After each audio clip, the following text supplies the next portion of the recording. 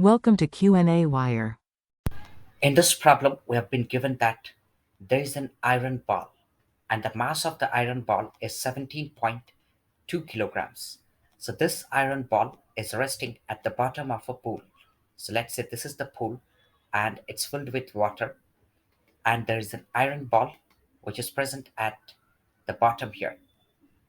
So its mass is m, that's 17.2 kilograms, which we have already given, and the density of this iron, let's take that as 7.86 into 10 raised to 3 kilograms per cubic meter.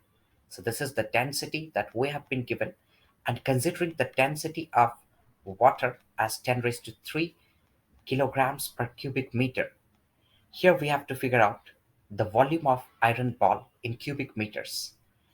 So as we know that density of iron ball is obtained by dividing the mass with the volume. So from here we can compute the volume by dividing the mass, that's 17.2, with the density, that's 7.86, into 10 raised to minus 3 will go at the top.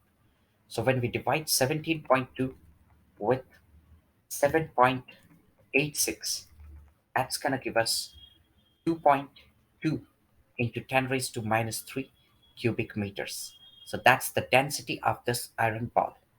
And now we have to figure out the buoyant force that acts on the iron. So the expression to get the buoyant force, or what we call it as upthrust, that is rho Vg.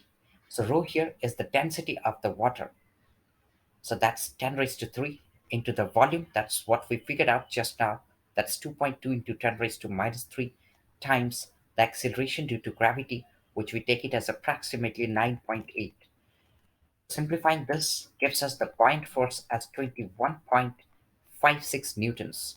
Also, the direction of this buoyant force will be in the upward direction. And now we have to figure out the iron's weight. So the expression to get iron's weight is pretty simple. We just use the idea that the mass is multiplied with the acceleration due to gravity. So the mass is already given at 17.2. So we multiply the 17.2 with the acceleration due to gravity. That's 9.8 approximately. So when we multiply them together, we're going to get the weight of this iron ball as 168.56 newtons. And now we have to determine the normal force that's acting on the iron ball, because here this iron